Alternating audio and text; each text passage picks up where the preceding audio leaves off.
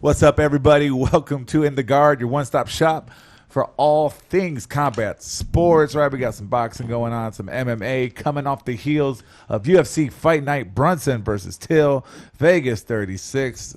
England trying to reclaim their colonies over this week. It's Labor Day weekend, huh? They're doing better than China. We can talk geopolitics later. I would argue against that comment, but I'm talking about it from a fighter standpoint. Okay. When it comes to influence in the UFC. Yeah, okay, that makes a lot more sense. But as far as this event goes, Brunson versus Till, let's pick it up right there from the main event. Darren, what are the gorilla they call him? Till? The gorilla Till. Versus Derrick the One. I like Derrick 2 checks. He hashtags that because he always gets his bonus check and his win check. But anyway, Derrick Brunson versus Darren Till, a fight we both thought Derrick Brunson would take and win the fight for sure. And sure he did. Pretty much, I guess, what we thought would happen, right? He'd wrestle Darren Till for 3 rounds until Till tapped. And Till's one of those guys you take away his pop outside of the first, second round. I mean, what are you going to get? When we first addressed this card, I kind of had a Till lean because obviously I think everyone, Till's the more popular fighter here, right? He's kind of the more entertaining guy. He's fun to not even just in the cage, but outside the cage, he's more of a better personality. Charisma. And he has the highlight reel. Like he does have a highlight reel type knockout power. But then I really started watching, tape and breaking down numbers. I know this guy throws like 1 or 2 strikes per minute. Yeah, like you're not going to win fights. He's like Conor. He relies on that left hand. Right, and you're not going to win fights against the top 5 of any division with one trick. It's not going to work. Derrick Brunson's been on fire lately. He's fought lethal strikers, right? Kevin Holland, who was 5-0 in 2020 with 4 knockouts in that time. Edmund Shabazian, who's undefeated, great kickboxer. He's been fighting this fight for the last 2 years. That would be a good fight, Till and Shabazian. Yeah, I don't know where else Darren Till can go. Well, I think after Till this. they need to bring him back and groom him some more. Like he's just not ready. He's already had a title shot against a welterweight, right? You move up, and he hasn't won at middleweight. His last win was against a lightweight Donald Cerrone. And Donald Cerrone still was not, falling off like he is now. That's right before Cerrone went on his run. He had a close fight with Whitaker. Yeah, but close but no cigar. You didn't win that fight. That's what's keeping him in the mix, though. You got finished by Brunson. You got knocked out by a 55er in Masvidal, right? Like where do you go from here? You got Shabazian, maybe. You got to go backwards. You're definitely not going back up, right? You got to take a big step back. Till tweeted something about, the greats come back and win, and Charles Oliveira offered to train with him.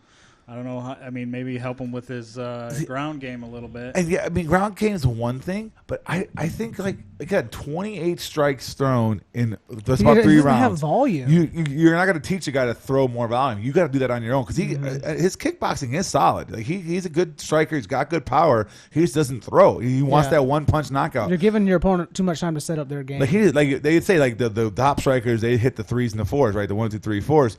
He barely hits 1, 2s. It's one fall back, one fall back, one fall back. He's in his hands a lot more than his legs. And traditionally, he does have good takedown defense. He even stopped half the ones that Brunson tried to get on him.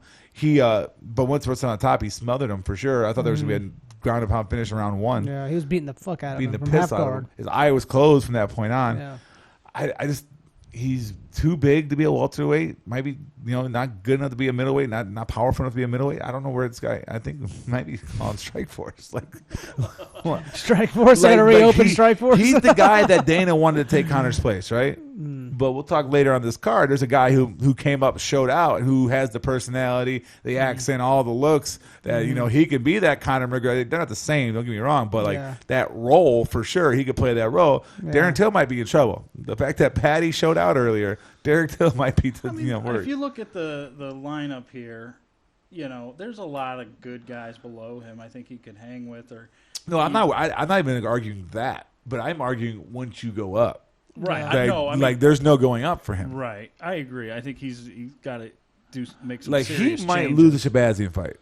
He might. He could lose a Uriah Hall fight. Yeah. The Gastelum fight was close. Strickland probably beats him. A lot of people argue Gastelum beat him. Give him Kevin Holland. Kevin Holland, a fight that he probably would lose. Give him I think he'd lose to Holland? I think he loses to Kevin Holland. He doesn't throw enough. Kevin Holland's faster than him. He throws more volume, and if it has to go to the ground, he'll tap him. Yeah. If it has to go to the ground, he'll tap him. Like Tavares, he maybe beats Brad Tavares. Tavares doesn't strike that much either. Yeah. But maybe Chris Weidman. I'll give him Chris Weidman with one leg. That's probably what's good. That's probably the fight that he's going to make. If you see Darren Till versus Chris Weidman, that means Dana White has not given up. He wants to give him Weidman will probably wrestle fucking. Go for it. I'm taking Weidman in that fight for sure. We got a new horse in town coming back too. Luke Rockhold, another guy, would probably fucking light Darren Till up. Because I don't see why Brunson doesn't get his title shot or close to it. Well, we got Cannonier just won, right? Yeah. He just won. That's probably the fight that happens. Because Dana White does not want to give Derrick Brunson a title shot. He's 38 years old, and I get why. Yeah. He already has lost to Izzy Adesanya, so it's not like they haven't fought before. He has a loss under his belt. I would not be against him getting a title shot, but I think obviously Whitaker gets the next shot, and the one after that is going to be the winner of Costa Vittori. It's got to be. Which is weird because it's going to be rematches. Yeah. Unless Cannonier beats Brunson, then Cannonier slides into that role. All right, let's go to the next fight. This was a pretty good one. Another good one. Well, it lasted. This is the future of the heavyweight division right here. You kind of see what Cyril Gane, even Chris Dawkins, not these big burly dudes anymore. Lean, like pretty slim for the that's division. A fucking natural heavyweight. That dude's 6'5". Yeah, I'm saying he's not like the tank. Like even Ngannou's a big hefty dude. Derek Lewis, Curtis Blades. These guys aren't built like that. This They're more guy's athletic. Just structurally big though too. So he's not pumping a lot of weights or anything. He's just a big fucking dude. And he has hands. They're fast as hell, vicious elbows, and he can sub you if he needs to. That's Tom Aspinall, who, again, one of the guys I think is the future of the heavyweight division, versus another guy who I still think has a bright future with Sergey Spivak. Was it 3-fight win streak coming in here? Beats some big names. Alexei Oleinik his last fight, although he didn't really impress in that one. Did Spivak not throw a single punch? He threw 11, but just didn't hit it. He threw 11. He threw 11. Landed 0 punches. Yeah, Aspinall kind of hit him with the flurry early on. Spivak's best chance of winning this fight was to push the fight longer and make it go longer. Yeah. The big question we still have Aspinall is his gas tank. He kind of tested a little bit against Arlovski, but again, that's a 40-something-year-old man. I would like to see if he got in the second round with a guy like Spivak, who, again, I still think is going to be a big factor in that division. He can grapple, he can get ground and pound, he can sub you. He came on 10-day notice, too. He came with short notice, was he in Moldova? Like 10 days ago, he might have been in Moldova just chilling, living life. And I was like, might be jet lagged. I'll fly to Vegas and fight this fight against this fucking killer, right?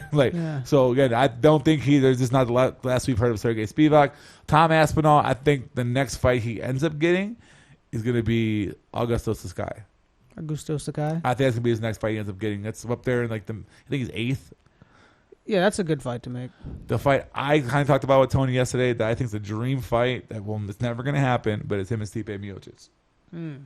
The boxing style of Stipe, right? If Aspinall gets that way, it's a huge scalp for him. If Stipe beats Aspinall, Stipe's got that right to that championship match again. I think it's a win-win for everybody, but Stipe's pretty much said, I'm fighting for that title or not fighting at all. But if you're going to hang out in the rankings and block the way, fight some of these young fuckers that want to come I think up. we need the battle of the Sergeys. Yeah, Pavlovich didn't play this, so give him Spivak and Pavlovich. He's at 15. Right, and he battle for the top 15 spot, battle for who gets to keep their name. Yeah, I mean, I want to keep, and I'm trying to work around this because I definitely want to keep Aspinall and Dawkins away from each other for a while. Yeah, I agree with that. Let that be an eliminator fight or something like that when they're both in line for that championship opportunity. What's next? All right. Probably the only kind of dud on the card. It was a solid card at all. Honestly, there was no boring fights. Even this fight was okay, but if you had to pick a dud, it was probably this one right here. Alex the Great White Morona versus David Zawada. A fight we both, at least DraftKings wise, were heavy invested in Zawada. But Morona came out and basically won an ugly fight. Like it was, mixing it up. There's some takedowns. Good striking for sure.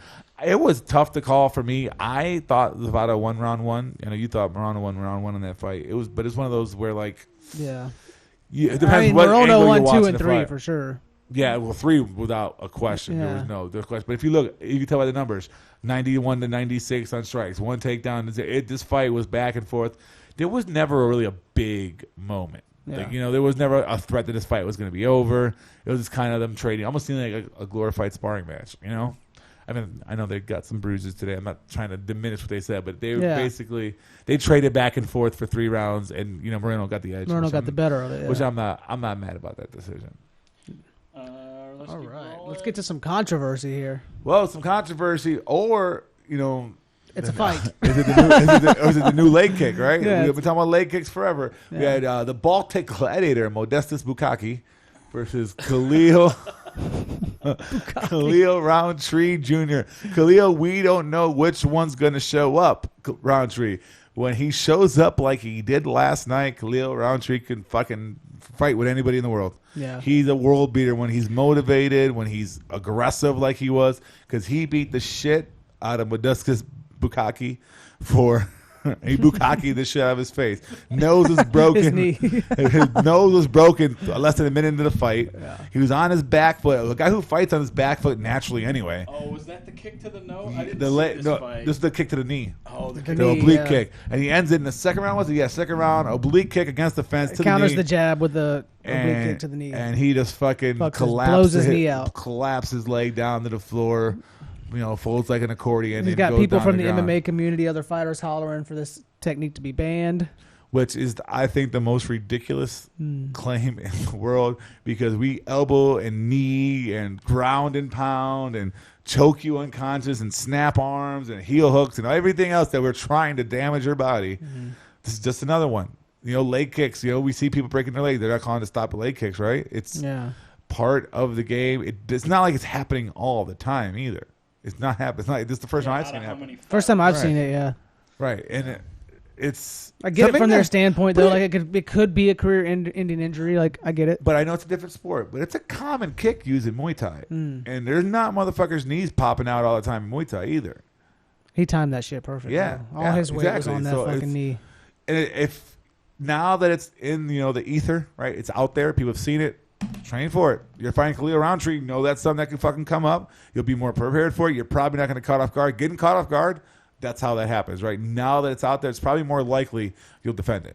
And you'll see it coming, or at least to the point where you're not going to fucking get your knee blown out. Yeah. I mean, you gotta assume the risks, right? Like, this is your only profession. You know that the risk for injury is fucking high, Fucking Al-Hazak, or Razak Al-Hassan's kick to fucking Alexei DeCherico last week did way more damage to that man's life than that kick did to fucking Bukaki. There's way more damage to Bukaki with that fucking name than that kick that Khalil Roundtree did. And to be honest, again, being harsh, Bukaki's like on a 4-fight losing streak. Like, this is his 4th fight in a row. No matter what happened, he was going to get finished in that fight. He was out of the UFC and career was not looking too bright going forward anyway. Yeah. It's a fight. It's dangerous. It's not safe. And, people, and I'm one of them that kinds of bash, Dana White treats fighters, but he says it himself. This is not a career. It's an opportunity. You got to do what you do while you're in there, but you're not going to be here for long. I mean, what's a long fighting career? 5, 7 years tops? I mean, you have the some anomalies. Of those guys 10 yet. Yeah, those are anomalies though. How many people are in and out before you know they have their cup of coffee and they're gone. So again, anyone who's I get a fighter not wanting to take that, and that's your risk. But again, you're hopping a fucking cage. The thing started with no rules to start with. The fact that you're in there with a person that's trying to knock your head off, again, snap arms, choke you out. It's just part of the game. Yeah. It's just part of the game. All right, let's keep rolling. First fight on the main card. Patty the baddie, the man who should make Darren Till very nervous tonight. Look at that stance. Luigi. He ain't fucking off. Luigi the Italian standing Vendramini, which was an awesome 1-round fight. Yeah. This was a great 1-round fight. Patty the baddie, much hyped, right? Much hula, all that, everything coming from Cage Warriors. He was the champ, kind of the Conor McGregor clone, and coming over here. Everybody, UFC been trying to get this guy for years. Yeah, they finally sign him. He makes his debut, and he has a pretty fucking tough first fight. Luigi Vendramini is not an easy out. Has 9 finished victories in his career, only 2 losses, and one of them I think is a bullshit loss to Faraz Yam, his last fight. But it will not go down that road again. And he comes out and he starts fucking pounding Patty. Patty's big for that 155. That's the first thing I noticed when I saw him. He's a big boy. He's a big dude from 155 pounds, but he also has that tall guy defense. Yeah. Chin is out there. And fucking Luigi hit that thing. He fucking hit it wasn't looking good for Patty. I thought it was over for fucking Patty the baddie. Like, oh, here we go. One of these hype trains derailed. But he fucking showed. He's got heart. Yeah. He's got chin. And he came back and he fucked Luigi up in the second half of that round and got the finish late in the first round. It was fun to watch. Man. Now, there's definitely still flaws there. Patty is traditionally a grappler. So you see the flaws in his stand-up. That's how he got fucking connected. He's got some time to let the top kind of weed its way out. But are they going to give him that time? the train's rolling out. I mean, how many more fights does some of those guys up there in the top 5 have left? I don't know, but there's a lot of guys in that 155 division. If they connect like Luigi did, he's going to fuck to sleep. That's There's some much better grapplers than Luigi too. If he fights fucking Justin Gaethje and eats one of those, he's going to fucking night. He could fucking get knocked out by Michael Johnson or something like that. Imagine fighting Makhachev. Yeah, Makhachev. But that'd be fun with the grappling on the floor. Yeah, but I think this Makhachev's so fucking strong and big. Yeah, I mean, again, he's in a tough division. Great debut. I'm happy for the guy. He's fun. We're not really sure Vendramini is a true 155er either. He seems small. But is he small or is this motherfucker so big? Well, they're different body frames, but I think Vendramini could go at least. I think Patty could fight at welterweight. Maybe lift a little bit of weight, fill out a little bit. He probably walks only, around 25, 26 years old. He's still young. Yeah, he still hasn't hit his athletic prime yet. I mean, he's bigger than Conor. And we'll talk about another fighter about the same age as him that kind of has the same flaws as he does with Charles Jourdain later. He's got to shore up that defense on his feet because he got hit. He got rocked. He was real close to losing your debut in the first round. But shout out to him. He's got the chin and the fucking wherewithal to finish. That just, gut out a decision or something like that. No, he came back and knocked the fucking guy out in the first round. So we'll ship us some more Patty the Batty. Yeah, sign me up. He's one of those guys that, okay, Patty's fighting. I want to watch it. I'm in. All right, let's go to the undercard here. Meatball. My fight of the night. And you know me, I was picking against Meatball. My fight of the night. night. She showed up. Molly Meatball McCann versus Fire Fist. We'll talk about that name in a second. Ji-Young Kim. First off, let's change her fucking name to Pillow Fist. Yeah. Because she is not a bad striker. No. She is sharp. Her footwork's great. She lands. But it doesn't fucking hurt. Molly McCann would walk right through her punches, say give me more, did not respect anything because fucking Ji-Young was hitting her. 134 strikes. She was fucking hitting her. She wasn't technically those shots were on point, but Molly was walking right through him, fucking bulking up, like hulking, flexing there. It's like, come on, let's go. Looking like a little BJ Penn pointing at the middle of the octagon. Her shots did more damage. And there was a accidental headbutt at the end of round 1. Molly came out hot. I kind of sent you that text. Oh, Molly is fucking throwing bombs. She's clubbing.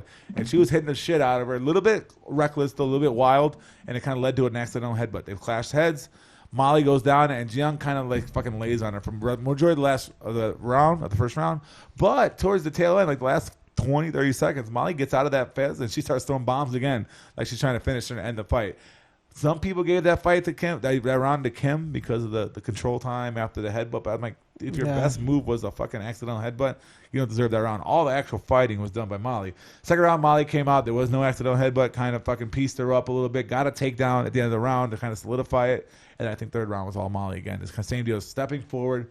Again, Kim has sharp technical striking. She can box for points, but man, they have no damage. They did not stop Molly whatsoever. Meatball walked her down. If you're gonna win that fight, you're gonna have to double volume the other person, right? Right. It's got to be like 2-1 for sure. Yeah, absolutely. So yeah, Molly wants that title. She's still some steps away, but she has the heart. She definitely has the fucking heart. She kind of already a scrappy dude. This is 125. Yeah, 125. Good luck at the top. She's not gonna take those shots from Valentina, but nobody is. Yeah. Like that's the race for second place. Yeah. She can hang with pretty much all those other women, though. Yeah. Anyone on that list, she can hang with. Grasso might give her fucking problems if she lands like that. Although Kim fought Grasso, they had the decision. It was back and forth. So Grasso did put Kim out. So I think Molly can hang with anybody up there except for obviously Valentina, but I think that's a foregone fucking conclusion. None of those fucking chicks are stepping up to the fucking bullet. So I missed this fight transiting to your house. This one was, a clear win for Jack Shore. First round was his best round. He had top position. Jack Shore versus Ludwig Julian. He's from Tough, right? Yeah. Yeah, I recognize him. Yeah, he basically got the fight the ground early the first round. Almost got an arm and triangle. Head and arm triangle. Couldn't finish it, but he did show some nice fight IQ. He let it go and kind of took over the dominant position, controlled the rest of the round. Jack Shore was, scoring well on the feet, but his striking leaves a lot to be desired. Again, a clear win for him. He's fought 15-0 now. They're trying to bump up in that bantamweight division, but in that division, I just think he gets swallowed up. I don't. Now, Ludwig is an Olympic wrestler, so maybe it was Jack Shore is known for his grappling, submission specialist, very good wrestler. Did not shoot much. He would only go for the takedown if Ludwig left himself open with a strike or like a counter takedown. That did not shoot a double or a single or none of that shit the whole fight.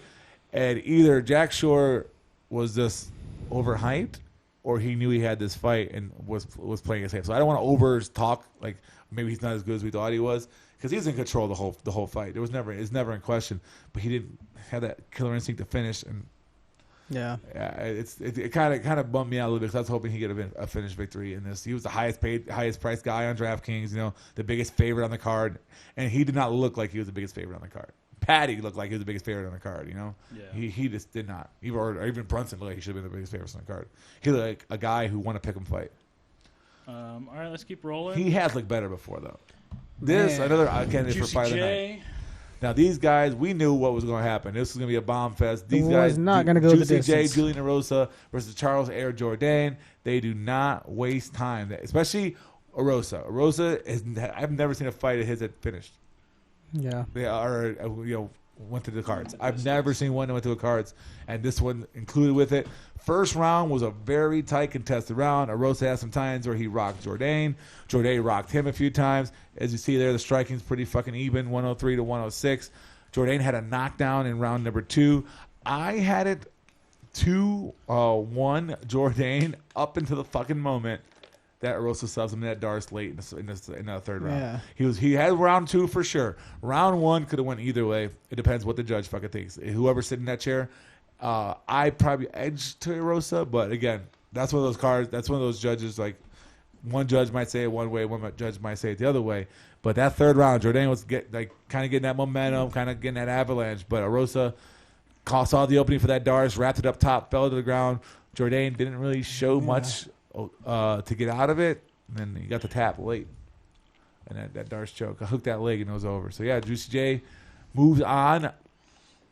Charles Jourdain, again, another young fighter, kind of has those flaws, leaving that chin open a little bit, throws too much jumping shit. Yeah, he wants to throw a jumping. He got kicked in the dick because he went to jump, and as Russo was trying to do a body kick and got himself kicked right in the fucking dick at one point in the fight. Keep your feet on the ground, simplify it. Again, he's still young though. He has lots of potential, I think. Still has a shot at being a champion one day, like he says he wants to be, for sure. I would like to see him fight. What weight class is this? Featherweight? Feather, I think, yeah. He seems a little small for featherweight. Rosa's a lot bigger than him, and those guys when he gets up there, like the Gigas and the Barbosas, those are some big fucking dudes. So he might want to think about cutting and going down a little bit. On the other side, you guys who told me he already has a fight book, but looking at the style, the way they stand, the way they fight, if I could have got a Juicy J and Shane Burgos fight, I think that would be fucking lights out. Give me Julian Rosa versus anybody that wants to sit there and bang like that. Yeah, Rosa comes to fight, man. Maybe Super Sadiq. Maybe Super Sadiq will be a good one. Sadiq Youssef will be a fun fight for him. That bottom half of that top 15. All right, let's go to the first card of the night. It's a pretty fun fight to watch. I got it's middleweight or 2-off. These are big ass middleweights. Middleweights. These are big fucking dudes. And Marc Andre, all the talk coming out of Canada. Yeah, the power bar.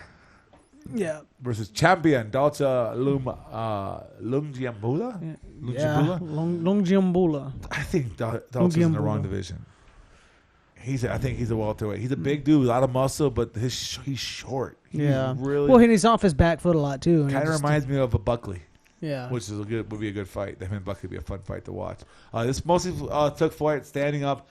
Marc-Andre Barriault's my type of fighter. He stands in there. He sits in the pocket, throws with you. He was up 2-1 going into that third round, and he still was trading with Dolce. Comes forward, works off his jab, his long. He uses his reach and stuff well. And never been finished. And that's one of the reasons why I was heavy on Mark going into this fight.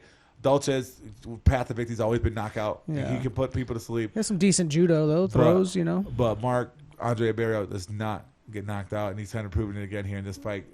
Clear, kind of start to finish. He was in control of the whole fight. But it's a good fight to open up the card for sure. Yeah. It wouldn't have been J Mart versus Rojo, which got canceled because of J Mart's weight cut. Been good. But that would have been a fucking banger. But again, all in all, smooth, good night of fights. A lot of fun. A lot of whiskey and wagers going down last night. Well, let's jump into that. Let's jump into it. Whiskey and wagers. Fucking Till fucked my UK parlay. I was 4. Yeah, Tony had himself a full UK parlay. He had, what was it? 5 leg. 5 leg. So I had the Jack Shore fight over 2.5. That hit. Aspinall hit. McCann hit. Patty hit. And Till fucked me. Till fucked him at the end. It's funny because, like you said, I picked Brunson to win the fight, but I was like, I had a feeling maybe Till might be able to do it. Well, my one whiskey and the wagers bet that I put the official bet in, got canceled. I had J Mart to win by TKO because I thought he was going to knock out Rojo. The other one was David Zavada. I liked him at underdog money. It was a close, even fight. He was in it the whole fight, but he couldn't edge out that victory. And my last one was Brunson. Again, I thought there was no way in hell that Derrick Brunson should have been the underdog. He's the higher ranked guy. Has fought the better fighters. Wasn't a huge winning streak and had way more past the victory. All that casual money coming hit all that way more past the victory. So I laid Brunson in that. Hit for me. Also, on the DraftKings, I had me a night as well. My cash lineup really, really kind of was the backbone to it. Went through, I cashed my cash lineup, so I doubled up my bankroll and had 4 separate 6-for-6 lineups, 4 different ones. Not one of them was the top one for sure, but again, had a nice, basically tripled my entry going into DraftKings yesterday. So I had a nice Saturday afternoon. I got the fights in. Had to spend time with the family afterwards. UFC, can we please get more afternoon Saturday cards? Pay-per-views, I get it. Like, you want to get that primetime pay-per-view money. But these cards are only fucking hardcores like us are watching. Yeah. Let's do that shit midday. Let's do it. But yeah, Whiskey the Wagers was a success for me last night. Had a good one rolling forward. Got a week off to kind of watch more film on the cards coming up in a couple weeks. But yeah, ready to go. We did, and it's right in time to give me that week off right for football. Right in time for football, so I can go ahead and get into those DraftKings. Well, that's a different podcast, though. Yeah. All right, let's go into this week's drama. Let's do it. In MMA. So this was the thing I thought we were talking about with that kick. That this is a Bellator fight. I didn't. It's MVP, right? Yeah. Michael Venom Page. Let's see if I can. I don't know if we could go full screen here. They might. I'm afraid they're gonna pull us off. Was this the one that fucking dented his head? Oh. Wait, watch it again. Oh. Is that the one that dented his head? No, that's not the one. Whose head did he dent? So he's bleeding there. Now wait till you see afterwards what he did to his nose. He leans into it, cracks him in the nose. Oh my god. Yeah, pretty nuts. That would make you lose in the Olympics. No. Now watch. Look at his nose. Oh shit. Now that is destroyed. Now if that wasn't the guy who was paid just to take that shot, he's the worst fighter of all time. Oh. So, just thought we'd share that. I mean, MVP has a bunch of highlight reels, but again, it's always who is he fighting, right? He fights these fucking cans. But hey, I'll watch some crush cans. Yeah, it's fun to watch fight. I'll watch that. I'll watch some can crushing. Yeah. Why not? As long as you do it with finesse. So I don't know if we talked about Frankie Edwards. And we kind of talked about it. Got announced. I think it's up here somewhere. Anyway. Yeah, I think we talked about that. Sean O'Malley's talking shit. Jack Shore's not ranked. Sean O'Malley. Going to be a boring fight. Wanting to know your guys' thoughts. What do you think about this? I don't think it'll be a boring I don't think fight. It'll be boring. Neither one of those guys have really boring fighting. It might not be a fucking barn burner, that legendary fight, but it's, Sean's trying to do. That was supposed to be his fight. He turned it down. He already has history with Cheeto. They don't like each other. Cheeto's called him some choice words. Cheeto has not mixed his words when it comes to Sean O'Malley, so he's just trying to he's playing sour grapes right now. He thought, all power to the guy for trying to negotiate and be hard on him, and Dana for that fight, but Dana don't give a fuck. Dana has John Jones sitting. Right. John Jones is laying out right now. And he's like, no, I'm not paying any more money. What the fuck do you think they're going to do? It's never going to change. Yeah. Yeah. All right, let's keep rolling here. I think I actually opened this twice. There's always that next person that wants it. There is, yeah. So De La Hoya's out fighting Vitor Belfort. He's getting beat up by COVID right now, yeah? Yeah, and he's vaccinated. And he's vaccinated, yeah. This fight is in a week. Yeah.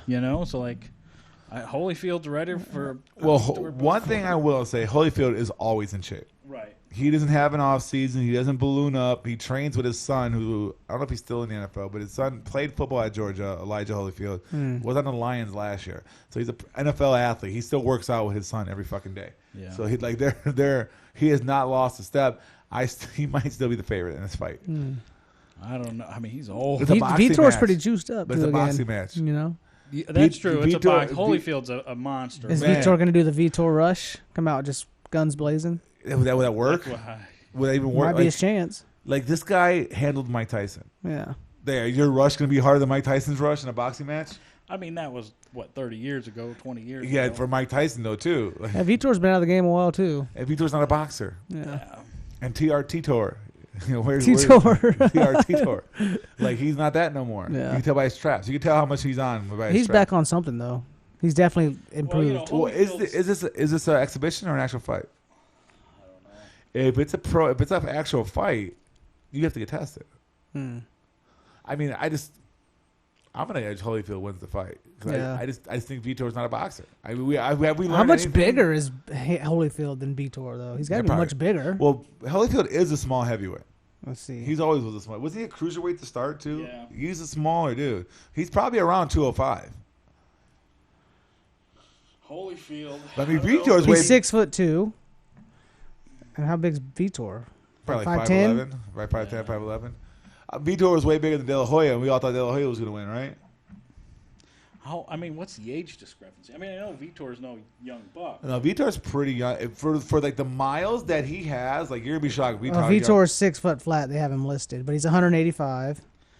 But He's 44. He's 44. That's relatively young for the amount of fights that motherfucker has. 44 versus 58. Yeah.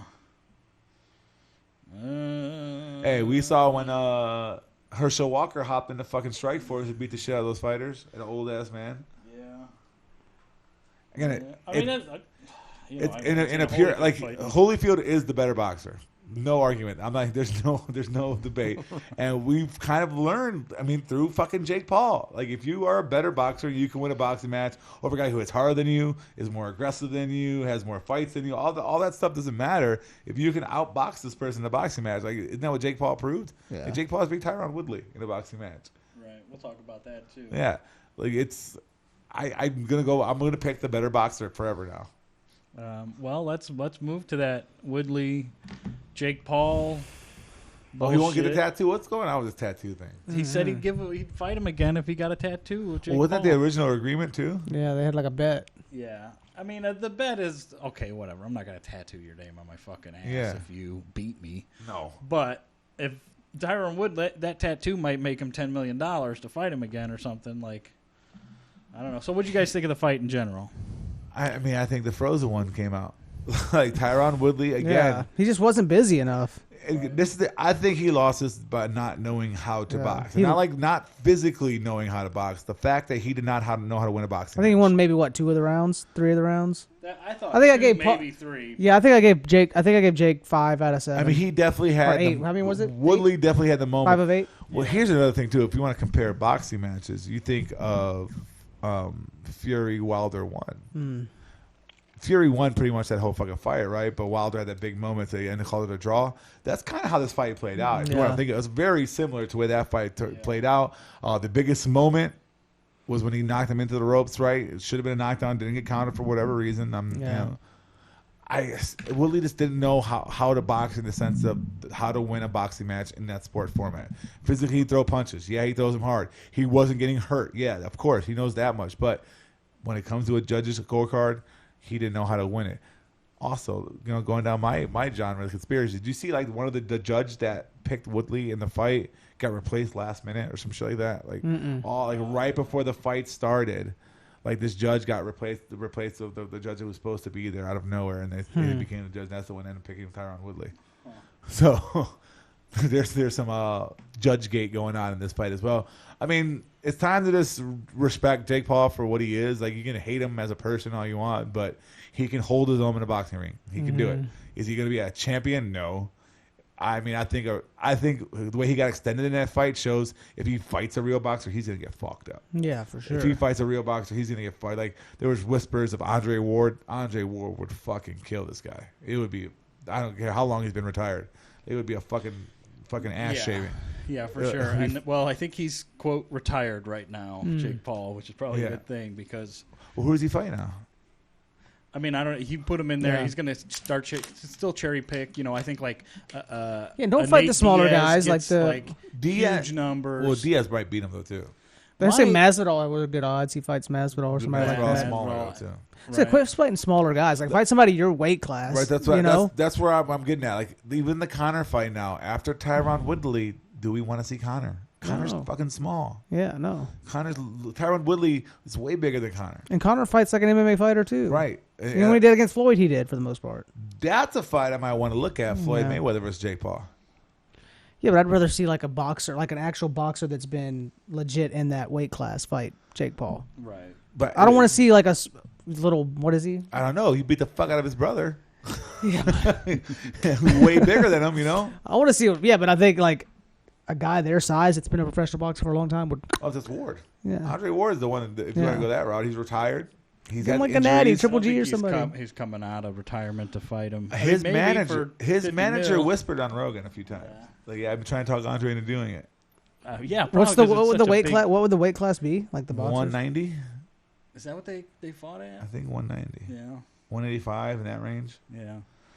I mean, but it's again. I think the Conor fight's dead. I don't know the interest is going to be there. I know Conor's going to do his shit to try to sell it, but like, anyone who knows anything about fighting, he's just like Tyron Woodley, but smaller. Right. Yeah, I don't know who you like. Dylan Dennis. No, that's definitely gone now. Nobody definitely wants to see that shit after Askren and Woodley. He's a jiu-jitsu guy anyway, right? But before there was mystery.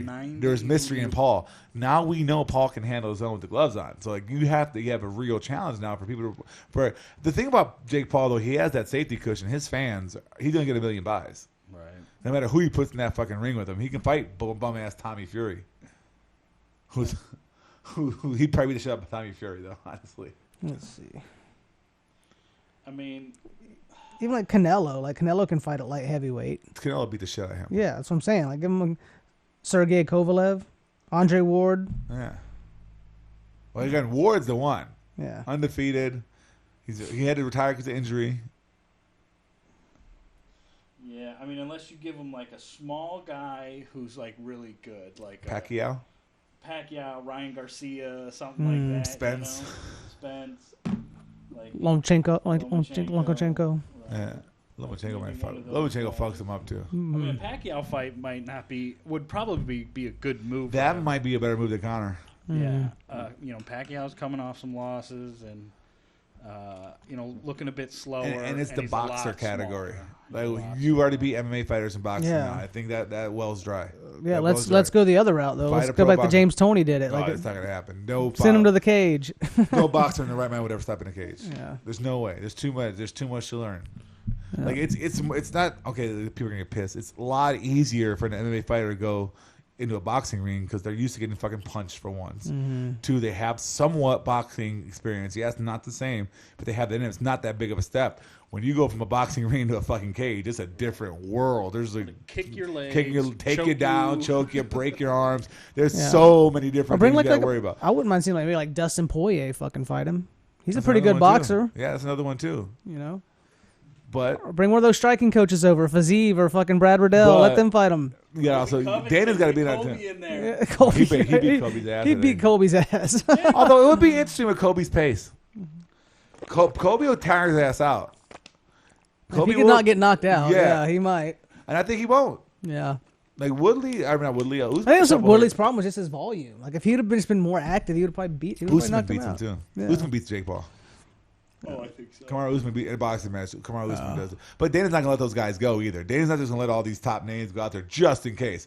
You're not gonna get. Dana talks money, but you're not gonna. But if Dustin Poirier or Kamaru Usman go out there, and even if it's a fight like it happened with Woodley, where it's a decision kind of lackluster type fight, that puts a shot in the UFC. That's gonna be hard to fucking to heal that wound. Yeah. Now, an older fighter's not that big a deal. Nate Diaz, who's again been fighting for 20 years, you could sell that. But if you get a current champion and he does not beat Jake Paul, that's going to be trouble. Yeah. That's going to be trouble for sure. Also, let's dead the Amanda Nunes stuff. He'd fuck Amanda Nunes up. I thought Nunes would give him a run for the money. No, he'd fuck Amanda Nunes. He'd fuck Amanda Nunes up. All right, let's see what else we got here. So did we already look at this? I think we did. Yeah, okay. Yeah. We looked at that. We talked about Woodley. This fight got Shane Burgos again. Sign me up anytime Shane Burgos wants to fight. And Billy Q, same deal. It'd be a scrappy one. I don't know. I like Billy Q in this fight. Yeah, I think maybe the grappling might be the difference. That's going to be the difference. I think if it gets ugly, if Burgos starts hurting him. One thing about Burgos, he's tough to finish. Like it took a a ghost to knock him out against to trip him. Yeah, to trip him against Barbosa, that delayed knockout. Yeah. But Billy Q is an awkward fighter. It's tough angles, strange footwork, does not stop. I'd say Burgos will have the edge early on in the fight as he's fresh, but as this thing goes, Billy Q, I think, wears on him and gets it done late. Probably a late choke. I agree. All right, so this is maybe a little insensitive. I think I already see. I thought it was pretty funny. And I no. This post is locked. Let's just... Ha ha ha, I almost died. Here we go. Była już jakaś ćwiarteczka przed... Oh, no. It was bigger, let's do this. Zobaczymy, jak Ćwiartson odpowie swojemu przeciwnikowi. No mówię, 45 kg większy. Różnica, ale...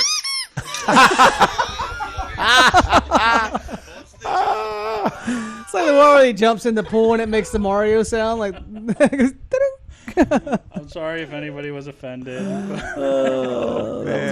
Man. Some days I hate the internet. Other days I am madly in love with this vote. I did not know what I thought maybe like someone would shit themselves. Yeah, that was gonna be really booger bad. comes out or something like that. Jeez. Yeah. He's just talking the size advantage. They're fucking midgets. They're both. Yeah, but that midget has like 60 pounds on that midget. That midget they're not 60 is closer pounds. to not being a midget. They're not. This one's like still growing. He's young. No. That was young as hell. They're done as soon as they come out. They're born midgets. You didn't know that? Get out of here. Get out of here. I've known midgets in my past. That's not true. They're little people. Okay? In your past, what happened to them? They didn't make it? They have short lifespans, too. No. Do they? I guess I've never seen a real old midget. No, this is a fucking pun, dude. Not a wrinkle, I know, but I got the pun, but like I've never actually, it made me think. I'm like, You gotta watch Tippy Toes. You guys ever watch Tippy Toes? No. Oh, it's a great movie with Matthew McConaughey. Where his wife, he marries this girl, doesn't meet her family. She meets her family, and they're all midgets. Gary Oldman's in it too, and like he's all freaked out. He's like afraid of him though. He's like got the phobia, and then they have a baby, and the baby comes out like that too as well with dwarfism. And there's a scene where the baby's crying. He's just pissed off. It's your fault. The baby's a fucking midget. Matthew McConaughey? Yes. Oh my god. It's called Tippy Toes. It's like one of those bad good movies, you know. Right. But it's got like Gary Oldman in there and shit too. I feel like I've seen a thing. Oh, people man. have talked about this movie recently. Yeah, I want to say about like 2010s. how terribly awful. Like it's relatively new too. Like it's not like it's an old, but yeah. So yeah, Tippy Toes. Check it out, everybody. Tippy? I think so. Yeah, Tiptoe or Tiptoes maybe. Let's look this up. You watched the trailer. Tiptoes. Oh, here it is. Peter Dinklage. Oh, Yeah. Oh man. Moving on to the other small people. Confirmed fight: Charles Oliveira, Poirier, UFC 269. Was this December confirmed today? 11th. I've seen it like a few days ago. Guys, listen. I thought Dustin was This was debating if 3 he's going to days take it or ago. not. Oh wow. Maybe what I was reading was old. On the But I mean, Reddit. Dustin, I guess the Nate Gotta get Diaz that fight belt. falls through. Right, the Nate Diaz fight wasn't happening. Yeah, Connor's too banged up. Guys too banged up. I mean, he deserves his. In my mind, he's the champion. I think Dustin Poirier is the champion. He was the interim champion for Khabib. Right, came out, fought Khabib, came close to choking him. Lost to Khabib, hasn't lost since. So technically, he's the champion. None of these guys have beaten him.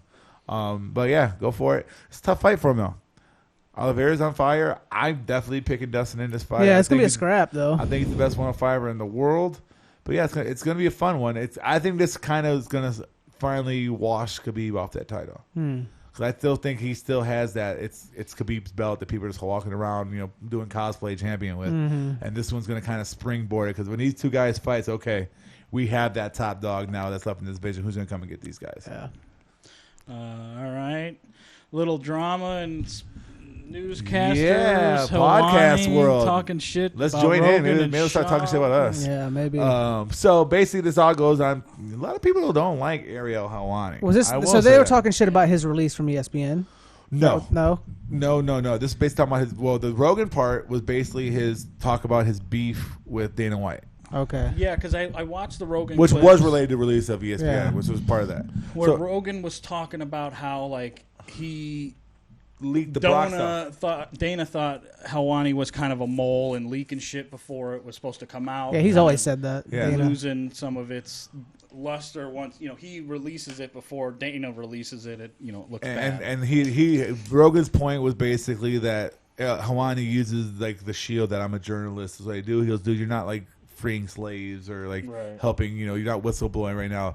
This is going to be released. You're just doing it before you're getting ahead of you're cutting line, basically. And so Helwani took offense to that and basically denied what he was saying and all that. But because Rogan, I think, explained it well. Like, Helwani was just releasing stuff that was going to get released anyway. It later wasn't in like the day. he was breaking some scandal. Right. It wasn't like, they're hiding drug tests or something like that. It was like Dana White's sleeping with female fighters. Right. Nothing crazy like that. It's a fact. Stuff that was going to come out anyway. Like the big one with the Brock Lesnar for UFC 200. When Brock Lesnar got announced, but Ariel broke that before the UFC did the whole fucking promo package, and they basically stole the thunder from that, whatever. So that's where that beef came from, Dana White. So Dana White's last straw with Ariel. That's why Ariel wasn't allowed to be around backstage during events. It was like Ariel went through this whole big thing about like all the stuff that Dana White would not allow him to do once Disney or ESPN bought them, whatever, or that ESPN Plus shit. So that's why he ended up leaving ESPN. He's like, I'm done with this. I'm not getting anything done. Schaub was basically talking shit during his fight companion about, because Helwani was on the Jake Paul broadcast.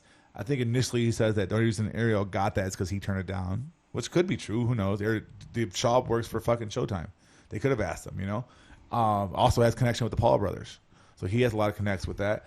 And then he started talking afterwards, like emphasizing, like, everyone I talk to says that he's terrible to work with and he's this. He's like basically a terrible person to work with. And Helwani obviously took offense to that. And Schaub apologized, I guess, reached out to him privately, said, I'm sorry. He reached out to me this morning and apologized to me for regurgitating false lies. I said, thanks for reaching out, Brendan. I look forward to you doing it on air the same way you said lies about me. You should probably go on air and rectify it the same way. I mean, that's kind of a shitty way to accept an apology. But then he, Ariel Helwani is a huge pro wrestling fan, too. And he even said in it, he goes, no more high road Helwani. Now I'm going to be Ariel Helwani. So I don't know if he's playing this up to try to get some kind of, internet beef. And he, like it's a seed of truth for sure. But I'm going to run with this now because this is going to get some fucking traction. We're talking about it, right? I guarantee a lot of fucking MMA podcasts are talking about this right now, right? And that could be what he's trying to do, where he's not a lie, but he's embellishing. And I think that's really what we're getting at right here. Right. All right. And then I don't know if you guys saw this. Boxing match, 8th round, Anderson Silva against Tito Ortiz. Again, did. September 11th. This is the same card. Same card, 8th Saturday. round. I don't know. How you feel about Silva Ortiz? Silva's going to beat the shit out of him. I think Silva's going to Silva just beat Cesar Chavez, right? And we can say about his training, but that guy's a fucking pro boxer with 60 pro fights, whatever. Fought Canelo for but it's Tito Ortiz is not a good boxer. He wasn't even a good striker in MMA. He's a wrestler. I mean, it's going to be, and Tito Ortiz, I don't know how he's medically cleared to fight because he is not mentally all the way there. Like, he is out of his fucking mind. Right. Well, so looks like you guys both have Silva for this. I think Ortiz has got a chance. That's a guy that might be interesting for Jake Paul. Anderson Silva. Could be. Similar weights, similar size, former MMA fighter. He knocks out Silva, though. I don't think he does. Maybe Silva's not. Quick enough to avoid all those. Again, Silva went in there with Chavez, who was like we all know, like his dad said he didn't train hard, but this guy grew up around boxing, right? Grew up in the gym. His dad has statues in Mexico for how the legend that his dad is as a boxer. Right. And he has, like I said, 60 pro fights himself. And he went and beat him in his first fucking, not his first. I guess Silva had some pro matches like long time ago, early in his fight career. But that kind of interested me, Anderson Silva versus Jake Paul fight. Yeah. Did we talk about Rose and Weili? Yeah, we did. Yeah, we did. We already talked about that. We talked about the colonization, yeah. Okay. All right. Well, then I think that wraps it up this week for In the Card. Yeah, no preview, right? No card coming this week. Get out there. It's fall time, right? Labor Day weekend right now. We're recording this. Have some fun before that weather gets total shit, especially if you live around us. Yeah. It's going to get bad. Go out there, have some fun. You got about, 6-7 weeks left. Yeah. That's it. Who knows here? Yeah. Who knows here? I mean, I've had some 80-degree days in fucking February and October. Exactly. So who knows the fuck it's gonna be? But yeah, so no pay per view. That we'll review that next week's show. Kind of talk about it's gonna be Span and Anthony Smith, which not really coming back with a bang, but not too far off from that Volkanovski and Ortega fight. Oh, the Contender Series. We'll talk about. We talk about the Contender Series last week. Nah. We'll talk about. We'll talk about that. Oh yeah, the Contenders. We have another one coming up started, Tuesday. Right. Contender Series come back. Some good knockouts. Got one fight. Both guys got the contract, right? I saw that. Altamirano. Candelario and Altamirano, right? Altamirano. Yeah, motherfucker like looks like a Richie Valens. Yeah. They should call him La Bamba. The big knockout in the main event. Fun fight. What's the one? The fight with the eye poke. That was Fuck. That was a good fight. That was a great fight. That was Lopez and Souza, was it? No, Lopez and he had like 3 names. B. His last name was a B. Brito and Lopez. Yeah, Brito. Yeah, that was a good fight. Again, the Contender Series comes on Tuesday again. I had a nice little parlay hit for the Contender Series over that. We'll come back. Maybe I'll drop a little bit of whiskey and wagers on Tuesday. I'll check our Instagram and Twitter for how I feel about those Contender Series fights. Again, it's back. I love it. This is better than fucking Tough. There's no need for Tough no more. Let's get to the fights. You get a little bit of backstory. Give me that little backstory when they're getting their promo. It was like, what is it? It's almost 3 hours long, though, right? Yeah. The Contender Series. Like, listen, can we just break this down to like 45 minutes? I mean, you don't have to watch it live. You can go, especially with the plus. What I did. Fast forward through a lot of it. But yeah, the reason I like this because it's not about winning the fight. You can win the fight and not get a fucking contract. You got to go out there and show out. So these guys put on some fucking fights to try to get that UFC contract. So yeah, we'll tweet about that, talk about that on Tuesday night as well. But other than that, I think that's a wrap for this week, right? Yeah, that's a wrap. All right, see you next week. Wrap it up. Persh.